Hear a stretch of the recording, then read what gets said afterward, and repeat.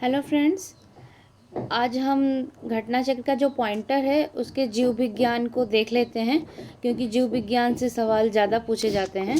तो आइए इसको शुरू करते हैं और जल्दी जल्दी इसका रिवीजन करते हैं। तो सबसे पहला चैप्टर मतलब जो टॉपिक है वो है जीव विज्ञान की उपशाखाएँ। तो जंतु विज्ञान का अध्ययन करता है जीवित और मृत जानवर दोनों का।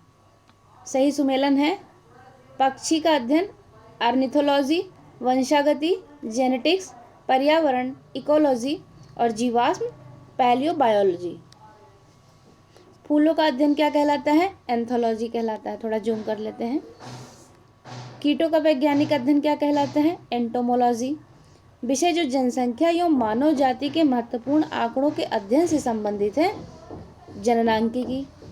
विभिन्न संस्कृतियों के वैज्ञानिक विवरण के तुलनात्मक अध्ययन को क्या कहते हैं? इथनोलॉजी। जैविक जगत में होने वाले कार्य, गुण व पद्धति के अध्ययन के इस ज्ञान को मशीनी जगत में उपयोग करने को क्या कहते हैं? बायोनिक्स। ये बहुत इंपॉर्टेंट है, इसे देख लीजिए। पैलियो वनस्पति के अंतर्गत किसका अध्ययन करते हैं? पादप जीवाश्मों का। रेशम कीट पालन को क्या कहते हैं? सेरीकल्चर। मधुमक्खी का उपयोग किया जाता है एपीकल्चर में। सही सुमेलित है, देख लेते हैं। फूलों की खेती फ्लोरिकल्चर, फसलों की खेती एग्रोनॉमी, सब्जियों की खेती ओलेरिकल्चर, फलों की खेती पोमोलॉजी और पिसीकल्चर में क्या किया जाता है? मछली पालन। हॉर्टिकल्चर फूल और बागवानी दोनों से संबंधित है। लेक्सिकोग्राफी शब्दकोश का संकलन है और फिलोलॉजी भाषा की संरचना एवं विकास तथा इतिहास का अध्ययन। आइकोनोग्राफी प्रतिमा और चित्रकलाओं का अध्ययन है। विटिकल्चर के द्वारा उत्पादित होता है अंगूर। कीट संवर्धन का क्या अर्थ है? कीटों की वृद्धि करने का विज्ञान। वर्मीकल्चर में प्रयुक्त वर्म कौन सा है? अर्थवर्म है। नेक्स्ट देखते हैं। जेनेटोलॉजी किससे संबंधित है? वृद्धों के अध्ययन से। जेनेटिक्स किसका अध्ययन करता है? आनुवंशिकता और विचरण का। पेडोलॉजी किससे संबंधित है? मिट्टी के वैज्ञानिक अध्ययन से। अस्थियों का अध्ययन किसके अंतर्गत किया जाता है? ऑस्टियोलॉजी के अंतर्गत किया जाता है। सर्पों के विषय में जानकारी प्राप्त करना क्या कहलाता है? सर्पेंटोलॉजी कहलाता है। फिलाटेलिस्ट क्या कहलाता है? डाक टिकट जमा करना।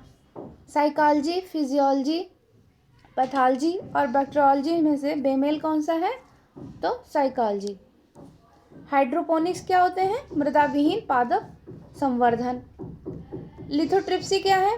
गुर्दे की पथरी को किरणों के द्वारा तोड़ना लिथोट्रिप्सी कहलाता है। आइए जैव विकास देखते हैं। वर्तमान प्रमाण के अनुसार पृथ्वी पर जीवन का उद्गम कब से हुआ था? करीब 2 अरब वर्ष पूर्व हुआ था। पृथ्वी पर सबसे पुराना जीव कौन सा है?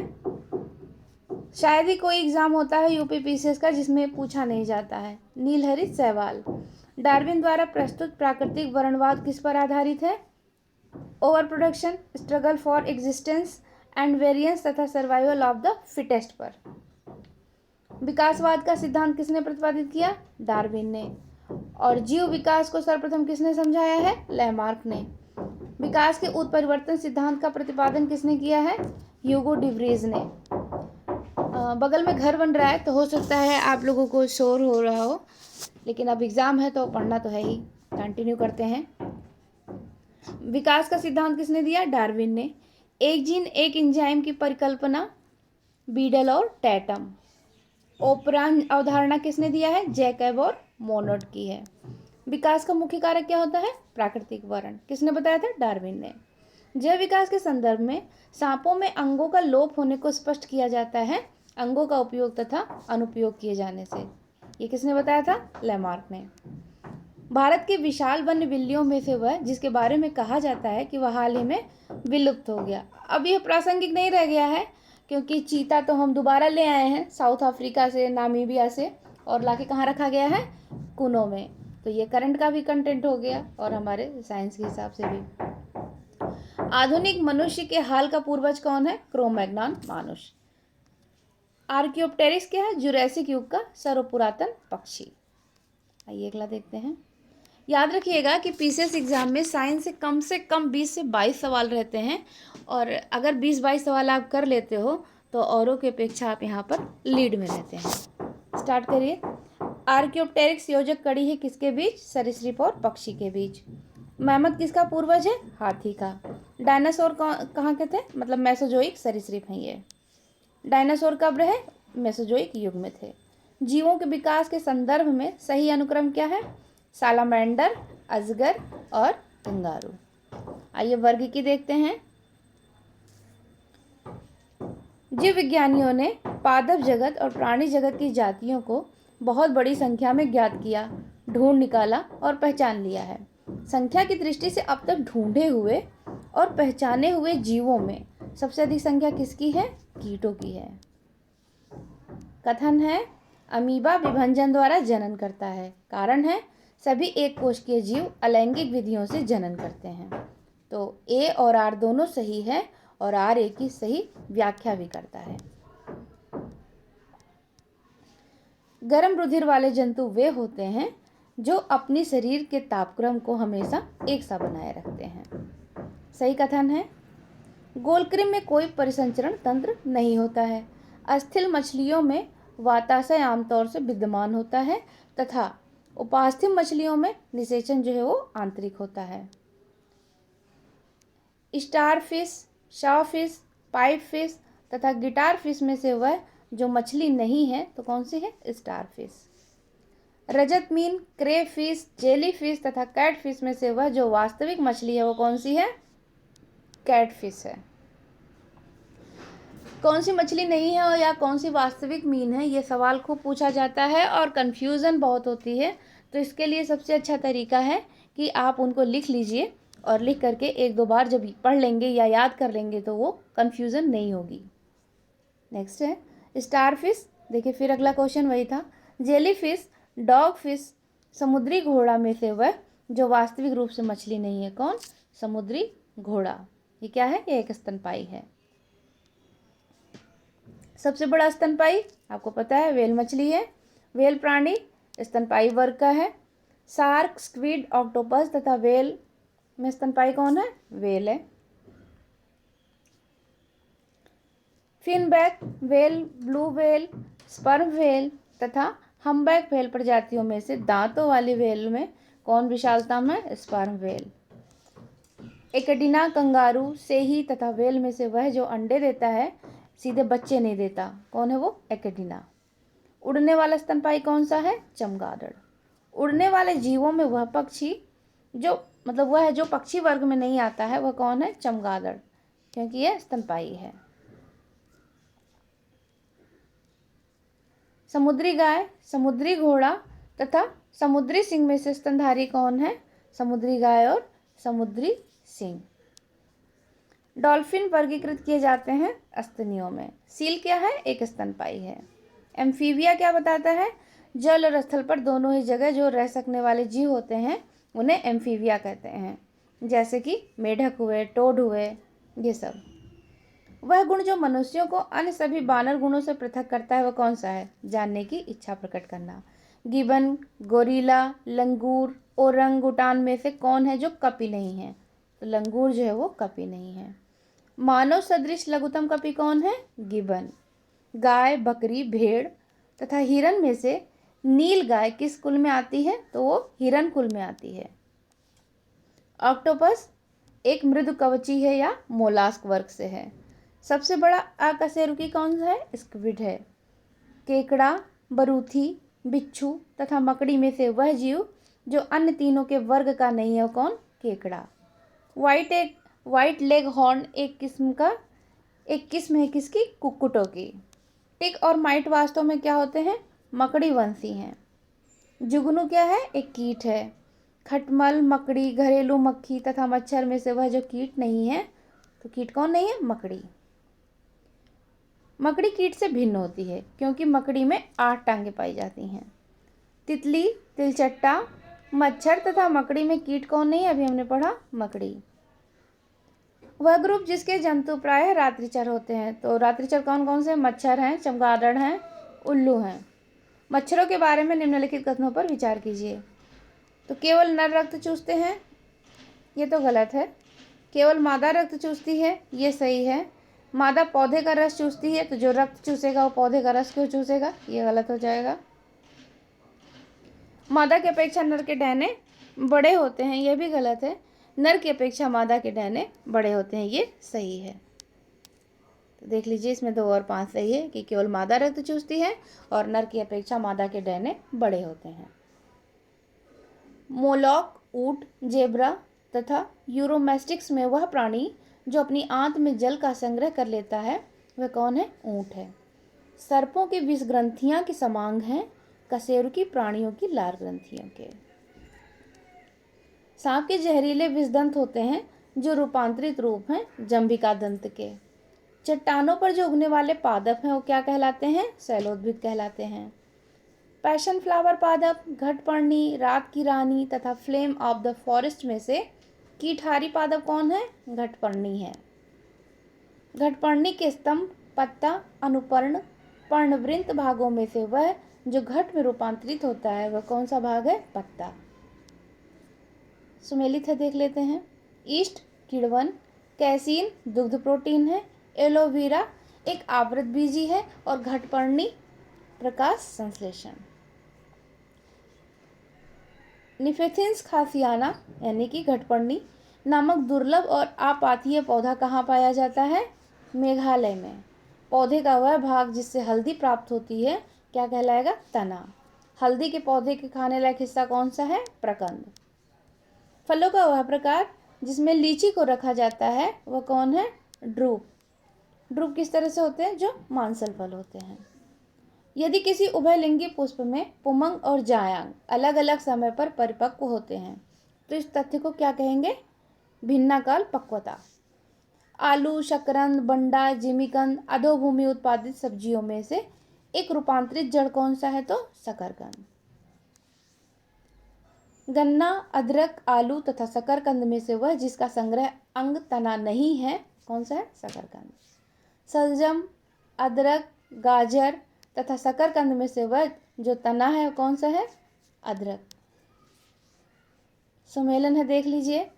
प्रकंद अदरक, स्तंभकंद आलू, सल्ककंद लहसुन और जो घनकंद है वो जिमीकंद या सूरन। गाजर, शकरकंद, नारियल तथा आलू में से रूपांतरित स्तंभ कौन सा है, आलू है। ये सवाल खूब पूछे जाते हैं कि इनमें से कौन सा तना है या इनमें से कौन सा जड़ है, तो आप एक बार इसको ठीक से देख के जरूर जाइएगा। ये तय है एग्जाम में आपको एक सवाल मिलेगा ही मिलेगा। जिसे आलू है एक कंद। जैव उर्वरक, प्रवाल मूल, लाइकेन तथा कवक मूल में से वह जो कवकों और उच्चतर पादपों की जड़ों के बीच उपयोगी प्राकार्यक साहचर्य हैं वो क्या कहलाते हैं, कवक मूल कहलाते हैं। फलीदार पादपों की जड़ों में उपस्थित गांठों में पाए जाने वाले नत्रजन स्थिरीकरण जीवाणु है सहजीवी। नेक्स्ट देखते हैं। मटर एक शाक है, पूछता है कि मटर पौधा क्या है, तो वो शाक है।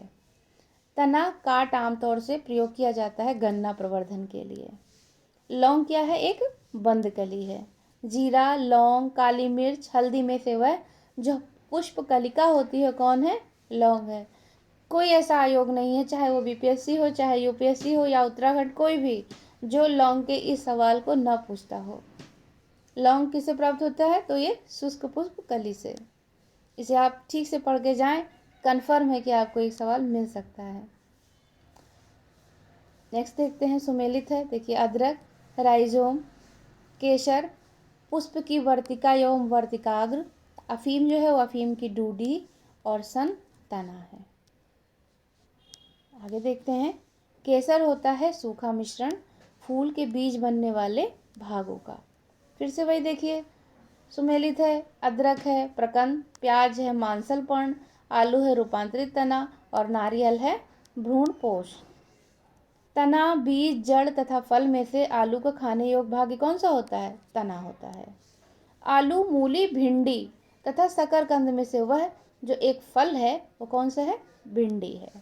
पादप कली एक भ्रूणीय टहनी है। कॉर्क किससे प्राप्त होता है, क्वेकर सुबर नामक पेड़ से। लहसुन की अभिलाक्षणिक गंध का कारण क्या होता है, सल्फर यौगिक है। प्याजों के छिलके उतारने पर आंसू आते हैं, क्योंकि प्याज क्या निष्कासित करता है? सल्फेनिक अम्ल। वहाँ सल्फोनिक भी दिया रहेगा आपको कंफ्यूज करने के लिए, तो सल्फेनिक अम्ल होगा। जीवन चक्र की दृष्टि से पौधे का सबसे महत्वपूर्ण अंग कौन सा होता है? पुष्प होता है। मिर्च की जो तीक्ष्णता होती है उसका क्या कारण होता है? कैप्सेसिन की उपस्थिति। लाल मिर्च तीखी होती है क्योंकि उसमें क्या उपस्थित होगा? कैप्सेसिन। रेशम का कीड़ा अपने जीवन चक्र के जिस चरण में वाणिज्यिक तंतु पैदा करता है वह कौन सा है? प्यूपा या फिर कोशिक बोलते हैं। रेशम कीट जिन पर पनपता है वह कौन है? सहतूत की पत्तियां। कुनैन जो मलेरिया के लिए एक प्रमुख औषधि है वह प्राप्त होती है आवृतबीजी पौधे से। मलेरिया रोग के प्रभावी औषधि कुनैन का निष्कर्षण किससे किया जाता है? सिनकोना की छाल से। ये भी पूछ सकता है कि सिनकोना जो है वो आवृतबीजी है या अनावृतबीजी, तो आपको पता होना चाहिए कि वह आवृतबीजी है। मलेरिया निदान हेतु ऑर्टिथर नाम की औषधि किससे प्राप्त होती है? बीजीय पादप से। सिनकोना की छाल से प्राप्त औषधि को मलेरिया के उपचार के लिए प्रयोग किया जाता था, जिसे कृत्रिम औषधि ने इस प्राकृतिक उत्पाद को प्रतिस्थापित किया है। वह कौन है? क्लोरोक्विन। लाइकेन, प्रोटोजोवा, साइनोजीवाणु तथा डाइटम में से जीवों का वह समूह जिसका डूबने से हुई मृत्यु का पता लगाने में महत्व है कौन है? डाइटम। शहतूत का फल कैसा है? सोरोसिस। कटहल भी सोरोसिस में ही आता है। सन, पटसन, जूट तथा कपास में वह जो पौधे के तने का उत्पाद नहीं है कौन है? कपास। लेग हीमोग्लोबिन किस में पाई जाती हैं? लेग्यूम मूल ग्रंथियों में। बौना गेहूं, संकर मक्का, ट्रिटिकेल तथा सोयाबीन में से वह जो मानव निर्मित धान्य है और प्रकृति में नहीं पाया जाता वह कौन सा है? ट्रिटिकेल। जाहिर सी बात है, अगर मानव निर्मित है तो प्रकृति में नहीं होगा। कैनोला मानव उपभोग के लिए उगाई गई विशिष्ट प्रकार की तिलहन सरसों की किस्मों को निर्दिष्ट करता है। इन किस्मों की मुख्य विशेषता यह है कि इनके तेल में इरूसिक अम्ल की बहुत अल्प मात्रा होती है। अम्ल कौन सा है? याद रखिएगा, इरूसिक अम्ल है। सूक्ष्म जीवाणु या बैक्टीरिया को किससे देखा जा सकता है? तो कंपाउंड खुर्दबीन द्वारा।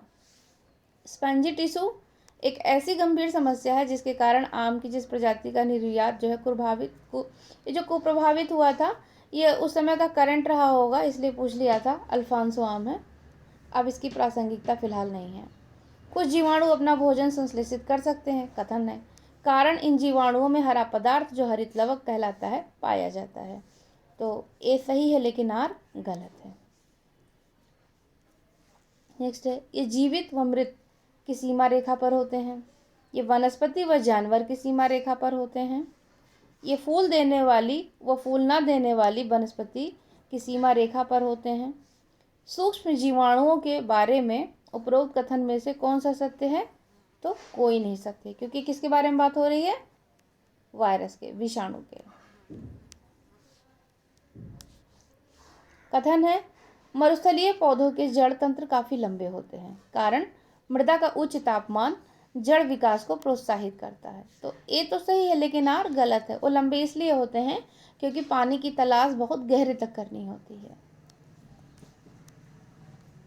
नेक्स्ट देखते हैं, मरुस्थलीय पौधों की जड़ें लंबी होती हैं, देख लीजिए, क्योंकि जड़ें पानी की तलाश में लंबी हो जाती हैं। मरुस्थल में फ्रिएटोफाइट्स मिलते हैं, यानी ऐसे पौधे जिनमें लंबी मूसला जड़ होती है। कभी कभी ये भी पूछ लेता है कि फ्रिएटोफाइट्स कहाँ पर पाया जाता है, तो आपको पता होना चाहिए कि ये मरुस्थलीय पौधे हैं, तो जाहिर सी बात है कि वहीं पर पाए जाएंगे।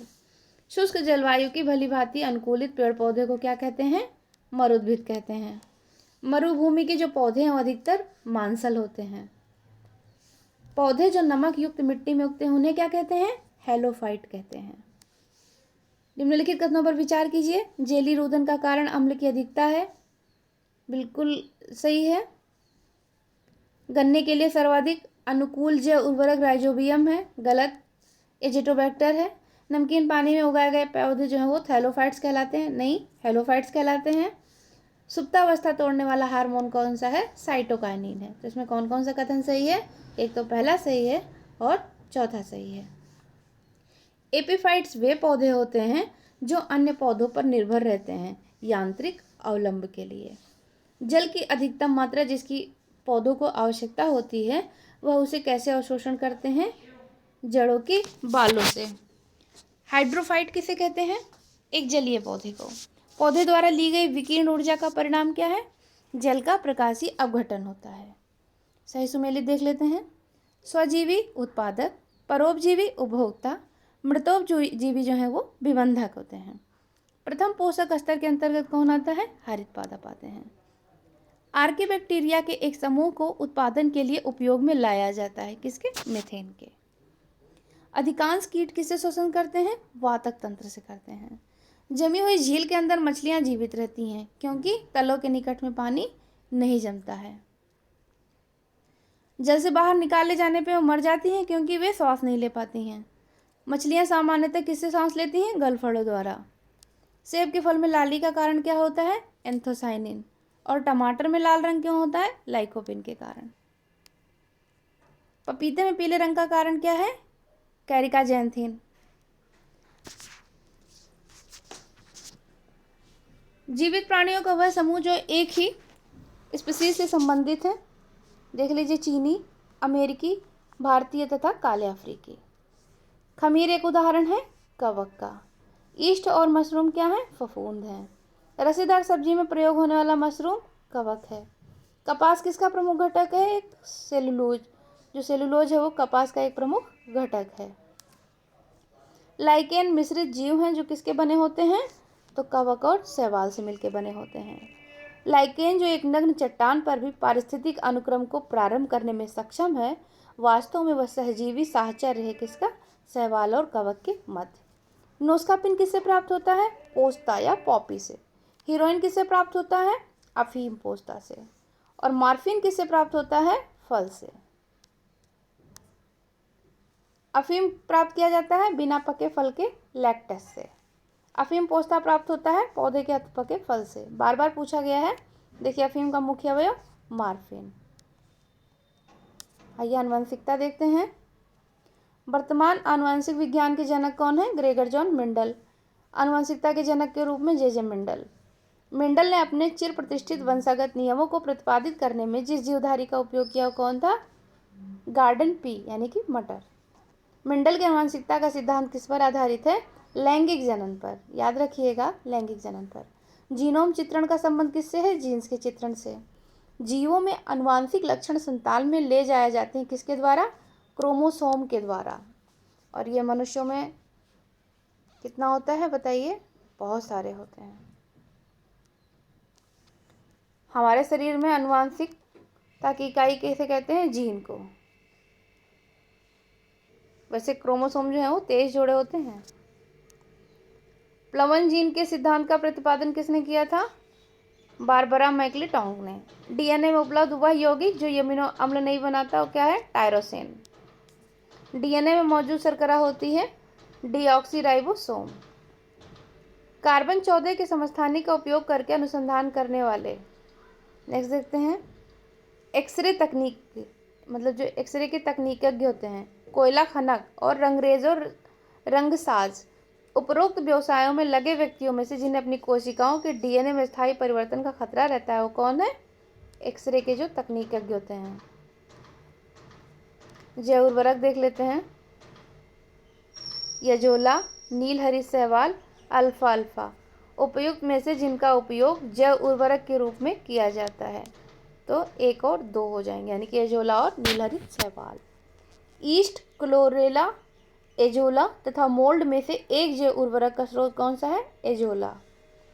यूरिया, 2,4-D, स्ट्रेप्टोसाइक्लिन तथा एजोला में से वह जो एक जैविक उर्वरक है वो कौन है? एजोला है। पशुओं विशेषतः दुधारू गो के अनुपूरक भोजन के रूप में प्रयुक्त जैव उर्वरक कौन सा है? एजोला है। सुमेलित है, देख लीजिए। नीलहरित शैवाल जैव उर्वरक है। क्रायोसोपा माहो नियंत्रण है। बायो 902 सरसों और कायोक्लोन से संबंधित है। और एजेटोबैक्टर जो है वो जीवाणु है। वह फसल जिसमें नीलहरित शैवाल मुख्यतः जैव उर्वरक के रूप में प्रयोग किया जाता है कौन सा है? धान है। एजोला एक अच्छा उर्वरक होता है नीलहरित शैवाल के साथ मिलाने से। एजोला बहुधा जैव उर्वरक के रूप में प्रयोग किया जाता है क्योंकि इसका सहचर कौन है? नीलहरित शैवाल है। एजोला एक जलीय फर्न है। जलीय फर्न जिसे जैव उर्वरक के रूप में प्रयोग किया जाता है कौन सा है? बार बार वही सवाल, एजोला। साइनोबैक्टीरिया, प्रोटोजोवा तथा विषाणु में से वह जो जैव उर्वरक के रूप में प्रयुक्त होते हैं वो कौन है? साइनोबैक्टीरिया। फसलोत्पादन में नत्रजन उपयोग क्षमता की वृद्धि की जा सकती है उर्वरक की मात्रा के बार बार प्रयोग द्वारा, नत्रजन अवरोधक के प्रयोग द्वारा तथा नत्रजन धीरे छोड़ने वाले उर्वरकों के प्रयोग द्वारा। सोयाबीन में नत्रजन स्थिरीकरण के लिए जिम्मेदार बैक्टीरिया कौन है? Rhizobium japonicum. 2,4-D क्या है? एक खरपतवार नासी है। कोशिका देखते हैं। नाभिक के अलावा कोशिका के जिस कोशिकांग में डीएनए होता है वह कौन है? माइटोकांड्रिया। इसके अतिरिक्त हरित लौक में भी पाया जाता है। सही कथन है विषाणु समएकल तंतु आरएनए अणु से बने होते हैं। देखिए साधारण मानव में गुणसूत्र कितने होते हैं? वही क्रोमोसोम 46। मानव शरीर की कोशिकाओं में पाए जाने वाले इनके जोड़ों की संख्या कितनी है? 23 कर दीजिए। जीवों में अत्यधिक विविधता का कारण क्या है? उत्परिवर्तन। लिंग गुणसूत्री कौन नहीं होता? छिपकली। छिपकलियों में लिंग गुणसूत्र नहीं होते हैं। नेक्स्ट देखते हैं। पादप कोशिका जंतु कोशिका से भिन्न होती है क्योंकि इसमें एक कोशिका भित्ति के कारण। जंतु कोशिका में क्या अनुपस्थित होता है? सेलुलोज की कोशिका भित्ति। जैव कोशिका का वह भाग जो पावर हाउस कहलाता है? माइटोकांड्रिया। पीतपिंड कोशिकाओं की संहति है अंडाशय में पाई जाने वाली कोशिकाओं की। नेक्स्ट देखते हैं। प्लाज्मा झिल्ली किसकी बनी होती है? प्रोटीन और लिपिड से। प्रोटीन संश्लेषण में सबसे अधिक महत्वपूर्ण भूमिका अंतःद्रव्य जालिका और राइबोसोम की होती है। लसिका कोशिकाएं किसमें बनती हैं? दिल्ली में।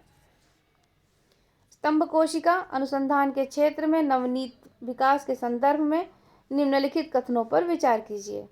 बीजपुटी अवस्था पर भ्रूण मानव स्तंभ कोशिकाओं का एकमात्र स्रोत है। स्तंभ कोशिकाएं बीजपुटियों को नष्ट किए बिना प्राप्त की जा सकती हैं। स्तंभ कोशिकाएं वस्तुतः अनंत काल तक स्वयं ही पात्र संजीवित हो सकती हैं। भारतीय अनुसंधान केंद्रों ने कुछ कोशिका रेखाओं का भी सृजन किया है जिन्हें कई प्रकार के ऊतकों में विकसित किया जा सकता है। तो उपयुक्त में से कौन से कथन पूछ रहा है? सत्य है, तो सभी कथन सत्य हैं। नेक्स्ट क्वेश्चन है प्राणियों में स्तंभ कोशिकाओं के प्रत्यारोपण के संदर्भ में सत्य कथन हैं। ये प्राणी में जीवन भर स्वयं गुणन करती हैं। ये अंगों के क्षतिग्रस्त ऊतकों की मरम्मत करती हैं तथा ये एक या अधिक प्रकार की विशिष्ट कोशिकाओं को बनाने की भी क्षमता रखती हैं। प्रक्रमित कोशिका मृत्यु को कोशिकीय और आणविक नियंत्रण प्रक्रमित कोशिका मृत्यु के कोशिकीय और आणविक नियंत्रण को क्या कहते हैं? एपोप्टोसिस। हमारे तंत्र में अधिकतम एटीपी अणुओं को उत्पन्न करने वाला पद कौन सा है? क्रेब्स चक्र। मानव शरीर की देखते हैं। हमारे शरीर का अधिकतम भार किससे बना है? जल का। एक वयस्क मानव में शरीर का जल का प्रतिशत कितना होगा? 65। लौह, सोडियम, ऑक्सीजन एवं आयोडीन में मानव शरीर में सबसे प्रचुरता में कौन पाया जाएगा? ऑक्सीजन पाया जाएगा। लौह, सोडियम, फास्फोरस एवं कैल्शियम में से मानव शरीर में अधिकतम मात्रा में पाया जाने वाला तत्व कौन सा होगा? कैल्शियम। वयस्क मानव में कितनी हड्डियां होंगी? 206। 20 वर्ष की आयु पर मानव शरीर में हड्डियों की संख्या कितनी होती है? 206। सबसे छोटी हड्डी कौन सी होगी? कान की स्टेपीज। मनुष्य की खोपड़ी में कितनी हड्डियां होती हैं? 28। Magnesium chloride, calcium carbonate, calcium phosphate तथा सोडियम क्लोराइड में से वह लवण जो मानव हड्डियों में सर्वाधिक मात्रा में पाया जाता है कौन सा है? Calcium phosphate. मनुष्य के शरीर में पसलियां कितनी जोड़ी होती हैं? 12। मनुष्य के शरीर में पैर की हड्डी ठोस होती है। शल्य क्रिया व आर्थोप्लास्टी में कूल्हे के जोड़ का प्रतिस्थापन होता है। कशेरुक रज्जु में से कितनी जोड़ी तंत्रिकाएं निकलती हैं? 31 जोड़ी। एक स्वस्थ मनुष्य एक दिन में कितना पेशाब करता है? तो करीब 1.5 लीटर। प्रत्यस्थ जिसे इलास्टिक कहते हैं, प्रत्यस्थ अस्थ ऊतक जो हड्डियों को एक साथ पकड़े रहता है उन्हें क्या कहते हैं? स्नायु या लिगामेंट। दांतों पर जो जमी परत होती है किसकी बनी होती है? भोजन के कण, थूक, मुख अम्ल और बैक्टीरिया से। नाखून काटते समय दर्द नहीं होता क्योंकि नाखून मृत कोशिकाओं के द्रव्य द्वारा बने रहते हैं जिनमें रक्त का संचरण नहीं होता। अस्थि एवं दंत निर्माण हेतु आवश्यक होते हैं कैल्शियम और फास्फोरस।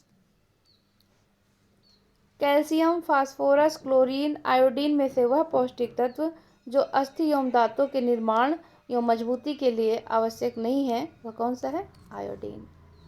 मनुष्य के जीवन काल में 2 बार कितने दांत विकसित होते हैं? तो 20। अस्थि, दंतवल्क, डेंटिन तथा सीमेंट्स में से हमारे शरीर का सबसे दृढ़ भाग कौन सा है? दंतवल्क। मानव शरीर में सबसे मजबूत मांसपेशी जबड़े की होती है।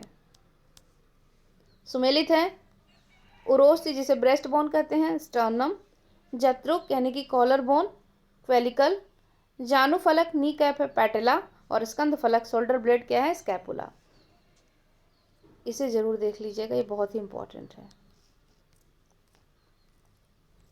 जो भी क्वेश्चन आपको लगता है कि आप उसे भूल रहे हैं उसको आप अंडरलाइन करें, हो सके तो लिख लें और उसे दोबारा तिबारा पढ़ेंगे तो भूलेंगे नहीं, क्योंकि एग्ज़ाम में प्रेशर होता है तो कन्फ्यूज़न बढ़ जाती है। मस्तिष्क किसके लिए जिम्मेदार है? सोचने के लिए, हृदय गति नियंत्रण के लिए तथा शरीर के संतुलन के लिए भी। प्रतिवर्ती क्रियाओं का नियंत्रण केंद्र कौन सा है? कशेरुक रज्जु। मानव के मस्तिष्क में स्मरण क्षमता सेरिब्रम में होती है। निषेचन की क्रिया अंडवाहिनी में होती है। मानव शरीर का वह भाग जहाँ शुक्राणु डिंब को निषेचित करता है वह डिंबवाहिनी नली है। मादा जनन पथ में पहुंचने के पश्चात मानव शुक्राणु अपनी निषेचन क्षमता सुरक्षित रखते हैं 1 से 2 दिनों के लिए। मानव भ्रूण का हृदय कब स्पंदन करने लगता है? अपने परिवर्धन के 4th सप्ताह में। वह कला जो परिवर्धनशील भ्रूण की शुष्कन से रक्षा करती है उल्व या एमनियॉन। स्तनधारियों में श्वसन होता है फुफ्फुस द्वारा। श्वसन क्रिया में वायु के जिस घटक की मात्रा में कोई परिवर्तन नहीं होता वह है नाइट्रोजन। एक स्वस्थ व्यक्ति का हृदय 1 मिनट में औसतन 72 बार धड़कता है। हृदय आराम कब करता है? ऐसे तो कभी नहीं, लेकिन 2 धड़कनों के बीच। सीने में दर्द, पसीना, जी मचलाना, बाह में दर्द, झंझनाहट तथा टांगों में दर्द में से वह लक्षण जो हृदयघात से संबंधित नहीं है कौन है? टांगों में दर्द। हृदयाघात का सटीक लक्षण क्या होता है? जी मिचलाना, तेज पसीना आना और सीने में तेज दर्द होना। हृदय में कितने कक्ष होते हैं? 4। हृदय स्पंदन की एक विद्युतीय तरंग द्वारा निष्पादित होती है जो उपजती है हृदय में। मानव कलाई में नाड़ी स्पंदन करती है हृदय के ही बराबर। मानव शरीर का तापक्रम ना तो जाड़े में घटेगा और ना ही गर्मियों में बढ़ेगा। एक स्वस्थ वयस्क मनुष्य में रक्त का कुल परिमाप कितना होता है? करीब 5 से 6 लीटर।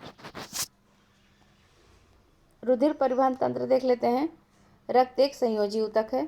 हीमोग्लोबिन मानव रक्त में पाया जाने वाला एक पदार्थ है। रुधिर वर्णिका के संबंध में निम्नलिखित कथनों पर विचार कीजिए। इसमें लौह होता है, बिल्कुल ठीक बात है। यह रक्त को लाल रंग प्रदान करता है, यह भी ठीक बात है। यह कुछ रोगों के प्रति प्रतिरक्षा प्रदान करता है, तो यह गलत है। और यह रक्तों में ऑक्सीजन का वाहक है, तो यह भी सही है। इस हिसाब से 1, 2, 4 सही हो जाएगा, प्रतिरक्षा वाला गलत हो जाएगा। हीमोग्लोबिन के बारे में निम्नलिखित कथनों पर विचार करिए। सेम क्वेश्चन है, इसको स्किप करते हैं। शरीर में हीमोग्लोबिन का कार्य देख लीजिए, ऑक्सीजन का परिवहन है। वह प्राणी जिसके जीव द्रव्य में हीमोग्लोबिन का विलय हो जाता है केंचुआ। रक्त में लाल रंग किसके कारण होता है? हीमोग्लोबिन के कारण होता है। लाल रक्त कणिकाओं का रंग हीमोग्लोबिन के कारण है। इनका कार्य क्या होता है? शरीर के सारे शरीर में ऑक्सीजन को पहुंचाना। मनुष्य का औसत रक्तचाप कितना होता है? 120/80। रक्तदाब का मापक यंत्र क्या होता है? स्फिग्मोमैनोमीटर। किसी व्यक्ति का रक्तचाप 140 mmHg है, तो इसमें जो Hg दिया हुआ उसका क्या तात्पर्य है? मरकरी से है। जब एक व्यक्ति वृद्ध हो जाता है तो सामान्यतः उसका रक्तदाब बढ़ जाता है। नीचे 4 व्यक्तियों के रक्तदाब का मान दिया हुआ है। इसमें यही पूछ रहा है कि सामान्य कौन सा है, तो आप याद रखिएगा कि सामान्य जो है वो 120 और 80 होगा। हमारे शरीर में रक्त का दाब होता है वायुमंडलीय दाब से अधिक। वह रक्त वर्ग जो सर्वाधिक दाता होता है वो कौन सा है? ओ है। अभिकथन है ए बी रक्त समूह के लोग सार्वभौमिक प्राप्तकर्ता होते हैं। बिल्कुल ठीक बात है। रक्त समूह ए बी की लाल रक्त कोशिकाओं में कोई भी एंटीजन नहीं होता, इसलिए अन्य किसी रक्त समूह के साथ ये समूहन नहीं करते हैं। तो ए तो सही है लेकिन आर गलत है।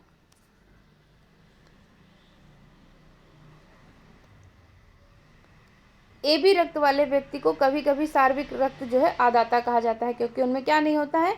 एंटीबॉडी नहीं होती है, एंटीजन नहीं।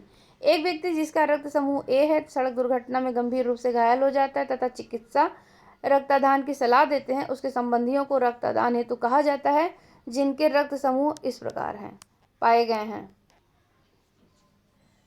पत्नी का ओ, भाई का ए बी, पुत्र का ए और पुत्री का ओ। उपयुक्त में से वह संबंधी जो उस घायल व्यक्ति को रक्तदान कर सकता है, तो वह कौन? तो 1, 3 और 4 है। ठीक है। अब जिसका वो होगा वो तो देगा ही। पुत्र का ए है वो भी दे सकता है, पुत्री का ओ है वो भी दे सकती है। एक मनुष्य दुर्घटनाग्रस्त हो जाता है, सेम क्वेश्चन है। अज्ञात रुधिर वर्ग का एक व्यक्ति घटनाग्रस्त पे मतलब एक तरीके से दुर्घटनाग्रस्त हो गया है, उसे तुरंत रक्त की जरूरत पड़ती है। अस्पताल में आसानी से उपलब्ध वो रुधिर वर्ग जिसका रक्त आदान के लिए उपयोग सुरक्षित होगा कौन सा है? O negative. वही जिसका भी ओ होगा उसे आसानी से ओ दिया जाता है, इसीलिए से ओ को सर्वदाता कहते हैं। जिन सवालों का रिपीटेशन है अभी छोड़ देंगे क्योंकि एग्जाम नज़दीक है, तो हमें रिवीजन जल्दी करना है। रक्त समूहों की खोज किसने की थी? कॉर्ल एंड स्टीनर ने। आरएच नामक कारक किससे संबंधित है? बंदर से।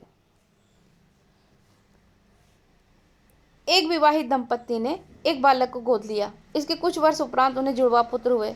दंपत्ति में एक का रक्त वर्ग जो है ए बी पॉजिटिव है और दूसरे का ओ निगेटिव है। तीनों पुत्रों में से एक का रक्त वर्ग ए पॉजिटिव, दूसरे का बी पॉजिटिव और तीसरे का ओ पॉजिटिव है। तो जो गोद लिए गए पुत्र है उसका रक्त क्या होगा? O positive.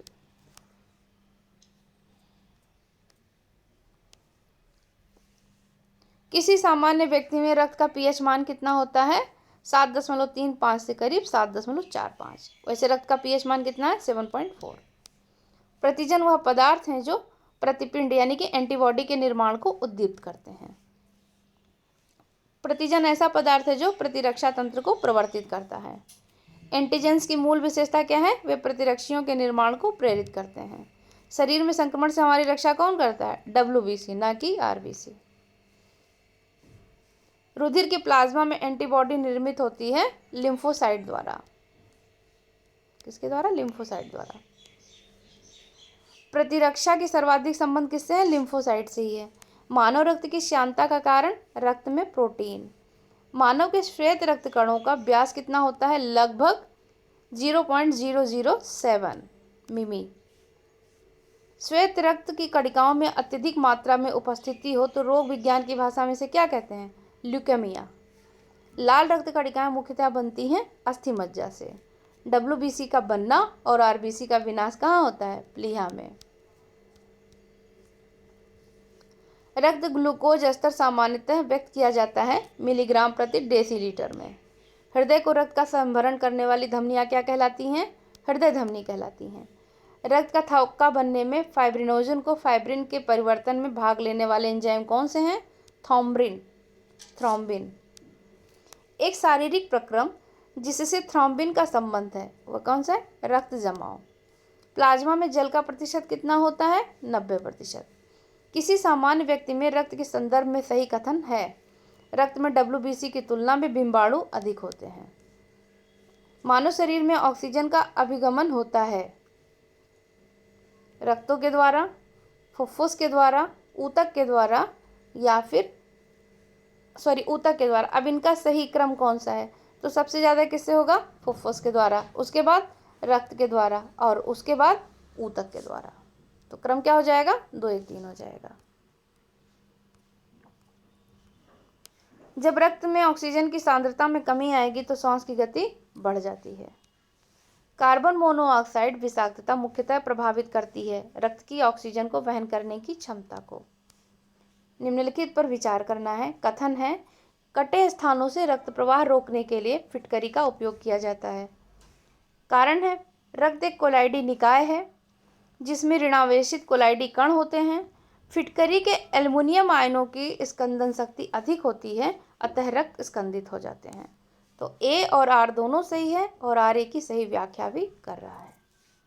नेक्स्ट है, ऐसा एक कृत्रिम रक्त जो प्लास्टिक रक्त की किस्म है जिसे किसी मरीज को किस्म का विचार किए बिना दिया जा सकता है, उसे किसने बनाया है?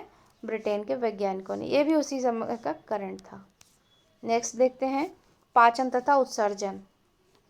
मानव शरीर में पाचन अधिकांश भाग कहाँ संपन्न होता है? छोटी आंत में। लार सहयोग करती है स्टार्च के पाचन में। मानव वृक्क के कार्य से संबंधित निम्न कथनों पर विचार कीजिए। वृक्क में उत्सर्ग अपनयन के पश्चात स्वच्छ रक्त वृक्कीय धमनी में वापस जाता है। दूसरा है, बोमन संपुट में निष्कांदित द्रव लघु नलिकाओं से गुजरता है जहां अधिकांश ग्लूकोज का पुनरावशोषण होता है, साथ ही वृक्कीय शिरा में रक्त के पास वापस भेजा जाता है। इनमें से पूछ रहा है कौन से कथन सत्य हैं? तो एक और दो दोनों ही सत्य हैं। नेक्स्ट देखते हैं, मनुष्य के शरीर में खून की शुद्धिकरण की प्रक्रिया क्या कहलाती है? डायलिसिस। सत्य कथन है, शरीर में सारा रक्त किडनी के माध्यम से ही शुद्ध होता है। डायलिसिस किस अंग से संबंधित है? तो वृक्क से संबंधित है। यूरिया रक्त से पृथक किया जाता है गुर्दे के द्वारा। वृक्क से औसत रक्त प्रवाह होता है 1200 सीसी प्रति मिनट। अपोहक जिसे कार्य संपादन हेतु तो प्रयोग किया जाता है वह कौन है? वृक्क है। इसी अपोहक को ही आप डायलिसिस बोलते हैं। जब वृक्क कार्य करना बंद करता है तो क्या जमा होगा? रक्त में नत्रजनी अपशिष्ट पदार्थ। मानव गुर्दे का सामान्य कार्य है रक्त में जल की मात्रा का नियंत्रण, यूरिया को छानकर बाहर करना तथा कई हार्मोनों का श्रावण करना। मानव वृक्क अश्मरी जिसे किडनी स्टोन कहते हैं में पाया जाने वाला प्रमुख रासायनिक यौगिक कौन सा है? Calcium oxalate. मानव में जो मानव के गुर्दे में जो पथरी बनती है वह प्रायः कैल्शियम ऑक्जेलेट की बनी होती है। कथन देखते हैं, मानव शरीर में यकृत वसा के पाचन में महत्वपूर्ण भूमिका निभाता है। ठीक बात है। यकृत 2 महत्वपूर्ण वसापाचक एंजाइम को उत्पन्न करता है। यह गलत है, तो ए सही हो जाएगा और आर गलत। एंजाइम क्या होते हैं? ये बायो उत्प्रेरक होते हैं और यह मूलतः प्रोटीन होते हैं। वह एंजाइम जो ग्लूकोज को एथेनॉल में परिवर्तित करता है वह कौन है? जाइमेज। जैविक सिस्टम में रासायनिक क्रिया की प्रक्रिया को तेज करने में उत्तरदायी पदार्थ है एंजाइम। लाइपेज, यूरिया, श्लेष्मा तथा हाइड्रोक्लोरिक अम्ल में से वह जिसकी उत्पत्ति यकृत का कार्य है यूरिया। लिपिड्स का पाचन होता है पित्त अम्ल एवं लाइपेसेस की उपस्थिति में। मानव तंत्र में एक पाचक एंजाइम नहीं है, कौन? गैस्ट्रिन। कथन है, हमारे आहार में सभी प्रोटीनों का पाचन केवल क्षुद्रांत में होता है। कारण है, अग्नाशय से प्रोटीनों का पाचन करने वाली एंजाइम को क्षुद्रांत में छोड़ा जाता है। तो आर तो सही है, लेकिन हमारे आहार में सभी प्रोटीनों का पाचन केवल क्षुद्रांत में होता है, ये गलत है। तो ए सही, ए गलत है किंतु आर सही है। प्रोटीनों के पाचन में सहायक एंजाइम ट्रिप्सिन है। स्टार्च को जल अपघटन से ग्लूकोज बनाने वाला एंजाइम एमाइलेज है। वह परिवर्तन जिसमें एंजाइम ट्रिप्सिन उत्प्रेरक का कार्य करते हैं प्रोटीनों को अमीनो अम्लों में। मानव शरीर में कुछ पुच्छ संलग्न होता है बृहदांत्र में, जो बड़ी आंत होती है। मानव शरीर में क्षुद्रांत के 3 संरचनात्मक भागों की लंबाई का सही ह्रासवान यानी घटते क्रम में बताना है। तो शेषांत्र, मध्यांत्र और ग्रहणी। वह आहार जो मानव शरीर में नए ऊतकों की वृद्धि के लिए पोषक तत्व प्रदान करता है पनीर। प्रोबायोटिक खाद्य से संबद्ध निम्नलिखित कथनों पर विचार कीजिए। पहला कथन है, प्रोबायोटिक खाद्य में सजीव जीवाणु विद्यमान होते हैं जो मानव के लिए लाभकारी जाने जाते हैं। प्रोबायोटिक खाद्य अंतर्फ्लोरा के अनुरक्षण में सहायक होता है। कथन एक सही है कि दो? तो इसमें दोनों ही कथन सत्य हो जाएंगे। नेक्स्ट देखते हैं, न्यूट्रास्यूटिकल्स उत्पाद होते हैं जिनमें पोषक और औषधि प्रभाव दोनों ही हो। एंजाइम तथा उसके कार्यों का सही जोड़ा है। ई कोलाई प्रतिबंधित डीएनए को विशिष्ट और एंडोन्यूक्लियस जो है वह स्थलों पर काटने के लिए। प्रकाश संश्लेषण देखते हैं। हरे पौधे में प्रकाश संश्लेषण की क्रिया में होता है कार्बन डाइऑक्साइड लेना और ऑक्सीजन छोड़ना। प्रकाश संश्लेषण में पौधों द्वारा उपयोग की जाती है कार्बन डाइऑक्साइड। प्रकाश संश्लेषण प्रक्रिया में आवश्यक गैस कौन सी है? Carbon dioxide. ऑक्सीजन जो प्रकाश संश्लेषण से उत्पन्न होती है कहाँ से आती है? जल से। पौधों द्वारा तीव्र अवशोषण होता है नीला और लाल प्रकाश। पृथ्वी पर अधिकांश ऑक्सीजन उत्पादित होते हैं शैवालों से। प्रकाश संश्लेषण दिन अथवा रात्रि दोनों में हो सकता है। पौधे व पेड़ का खाना तैयार करने की प्रक्रिया फोटोसिंथेसिस ही कहलाती है।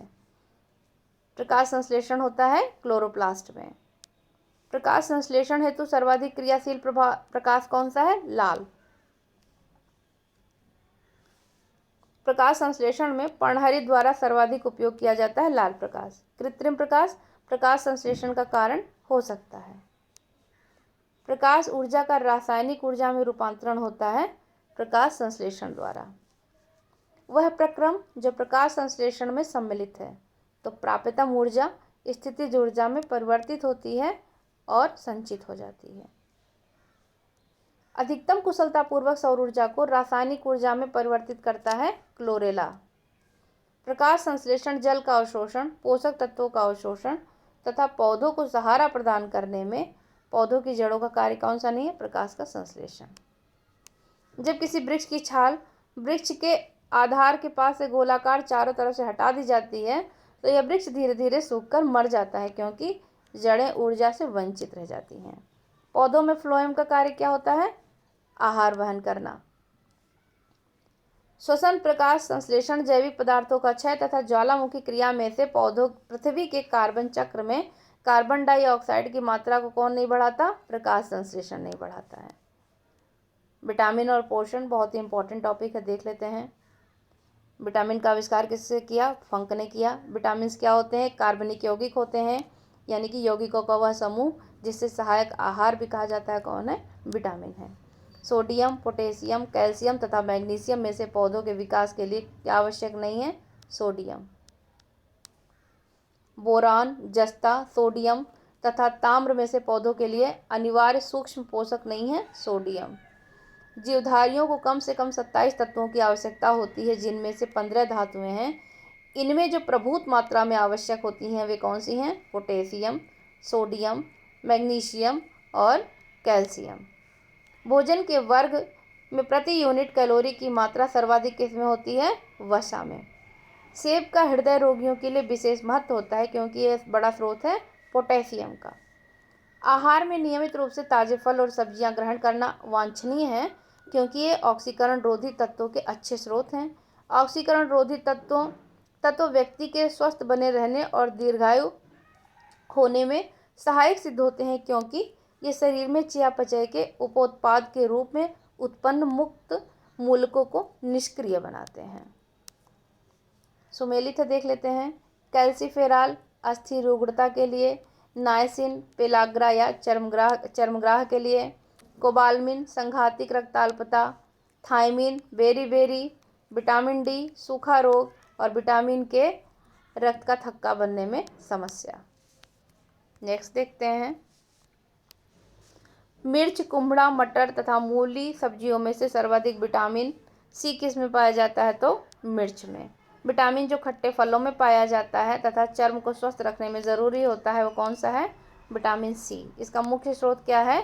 कच्चे और ताज़े फल। कंचन एक उन्नत किस्म किसकी है? आंवला की। सेब, आंवला तथा दूध में विटामिन सी सबसे अधिक और उत्तम स्रोत कौन सा है? तो आंवला। गाजर, अमरूद, आम तथा संतरा में विटामिन सी की मात्रा सर्वाधिक संतरा में। विटामिन सी का रासायनिक नाम क्या है? एस्कॉर्बिक अम्ल। आलू, गन्ना, संतरा तथा चुकंदर में विटामिन सी का सर्वाधिक प्रचुर मात्रा किसमें मिलेगी? संतरा में। जो भी खट्टे पदार्थ होंगे उनमें विटामिन सी बहुतायत मात्रा में पाई जाएगी। विटामिन सी घाव भरने में भी सहायक होती है। विटामिन सी मदद करती है लौह के अवशोषण में। विटामिन ए, विटामिन सी तथा विटामिन बी और विटामिन ई में से वह जो शरीर में भंडारित नहीं होती वह कौन है? Vitamin C. वह विटामिन जिसकी कमी से खून का थक्का धीरे धीरे बनने की बीमारी होती है विटामिन के। रक्त का थक्का बनने में आवश्यक है विटामिन के। रुधिर स्कंदन में कौन प्रभावी है? विटामिन के। आंत के जीवाणुओं द्वारा संश्लेषित होता है विटामिन B12 और विटामिन के। विटामिन डी का स्रोत क्या है? सूर्य की किरणें। विटामिन डी की अल्पता से क्या होगा? रिकेट्स और ऑस्टियोपोरोसिस। विटामिन डी में पाया जाता है कैल्सीफेरॉल। कोलेकैल्सीफेरॉल रासायनिक यौगिक का सामान्य नाम क्या होता है? Vitamin D. जितने भी विटामिन हैं उनका रासायनिक नाम जरूर देखे जाइएगा। मानव शरीर में विटामिन ए संचित रहता है यकृत में। पत्ता गोभी, गाजर, फूल गोभी, पालक में से विटामिन ए की मात्रा अधिक किस में होगी? गाजर में। सेब, पपीता, अमरूद तथा आम में कौन सा एक है जिसमें विटामिन ए प्रचुरतम स्रोत में है? तो वो आम है। ताड़ का तेल, नारियल का तेल, गेहूं अंकुर का तेल तथा राई का तेल में से विटामिन ई का महत्वपूर्ण स्रोत कौन सा होगा? गेहूं अंकुरित तेल। Vitamin A vitamin A protein, enzyme तथा हार्मोन में से वह जिसका निर्माण हमारे शरीर में नहीं होता वो कौन है? Vitamin A. कथन है यदि कोई व्यक्ति हरी सब्जियां खाना बंद कर दे तो उसे रतौंधी हो जाएगी। कारण उसमें विटामिन ए की कमी हो जाएगी। देखिए, अगर कोई हरी सब्जियां खाना बंद कर दे तो रतौंधी होने की संभावना रहेगी, लेकिन हो ही जाएगी ये ज़रूरी नहीं है। इसलिए ए गलत है लेकिन आर सही है। जिस विटामिन में कोबाल्ट होता है वो कौन सा है? B12। साइनोकोबाल्मिन किसका नाम है? B12 का। थायमिन किसका नाम है? विटामिन B1 का। जल में घुलनशील विटामिन कौन है? C। Vitamin A, vitamin B, vitamin D तथा विटामिन ई में से पानी में घुलनशील कौन है? B। याद रखिएगा कि जल में घुलनशील B और C है, और शेष जो है एडेक जिसे कहते हैं वो वसा में घुलनशील है। वसा में घुलनशील भी पूछ लेता है तो कौन सा होगा? एडेक। एक मनुष्य को बेरी सूखा रोग और स्कर्वी की बीमारी होगी यदि वह नहीं लेगा B1, D और C। किसी स्वप्न को पर्याप्त अवधि तक याद रखने में सहायक कौन सा होता है? Vitamin B6। और इसका नाम क्या है रासायनिक? पैराडॉक्सिन। सुमेलित है। एक तरफ रोग दिया हुआ है, दूसरी तरफ कारण है। रतौंधी विटामिन ए के कारण, rickets vitamin D, scurvy vitamin C, सूखा विटामिन डी, फोलिक अम्ल रक्ताल्पता और vitamin B3 pellagra.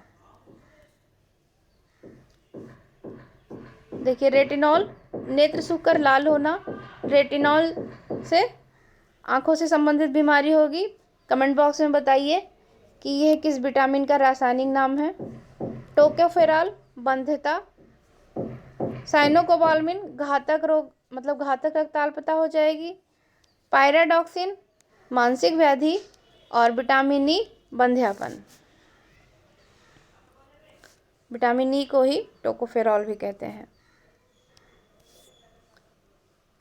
Ptyalin starch को पचाता है, पेप्सिन प्रोटीन को पचाता है, रेनिन रक्त में एंजियोटेंसिनोजेन को एंटिओटेंसिन में बदलता है, और ऑक्सीटोसिन मृषण पेशियों में सिकुड़न प्रेरित करता है।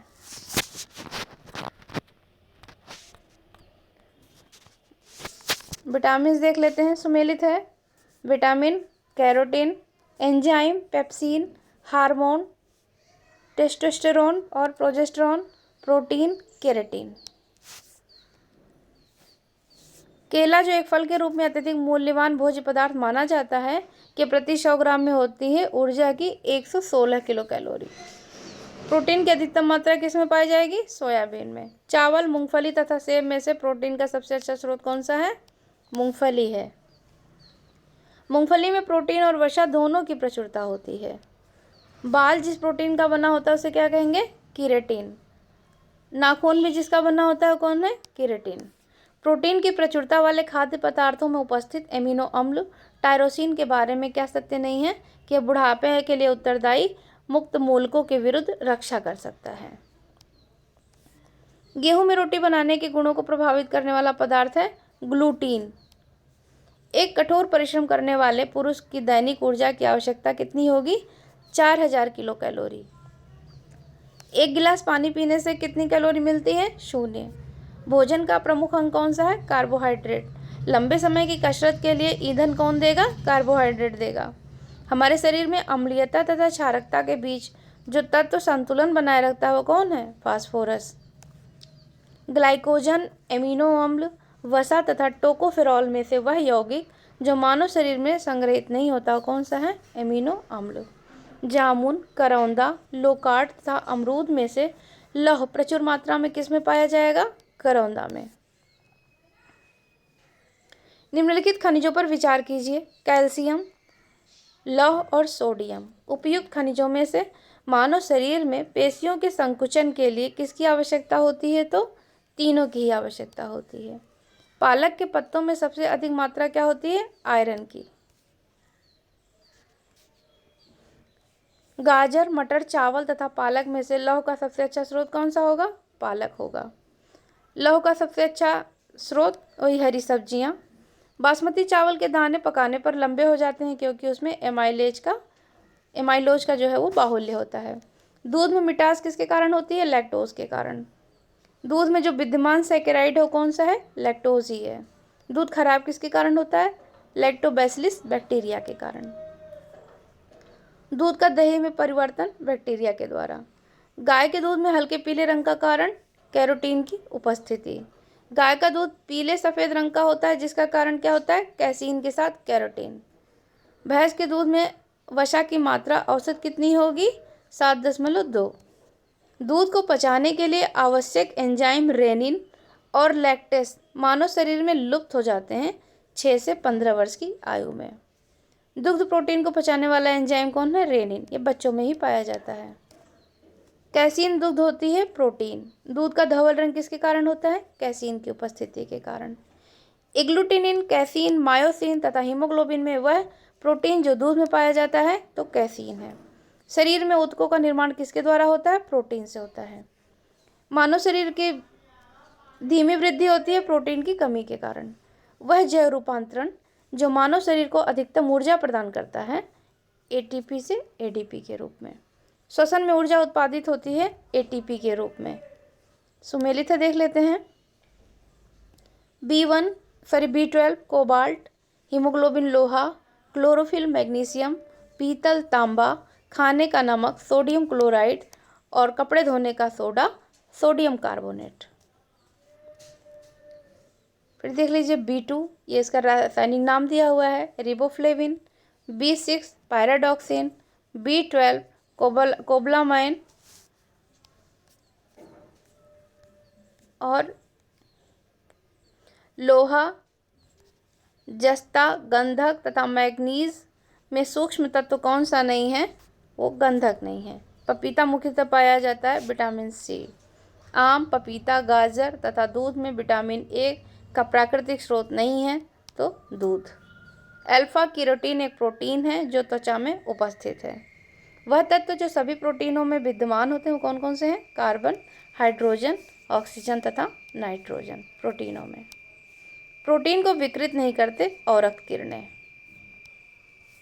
तरुण तथा वृद्ध व्यक्तियों में प्रोटीन की आवश्यकताएं वृद्धों में उच्चतर और तरुणों में न्यूनतर होती है।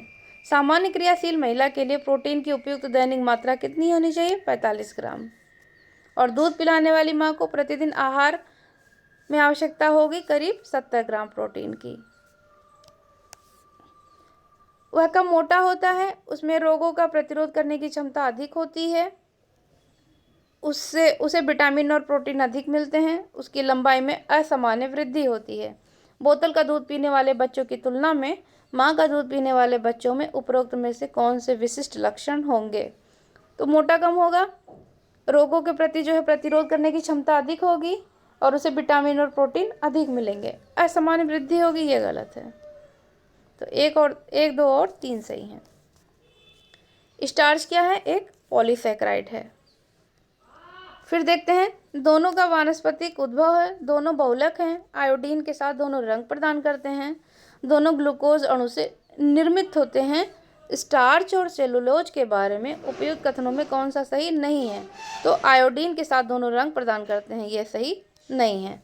प्रोटीन स्टार्च तथा रेशे में से लार की सहायता से पच जाता है।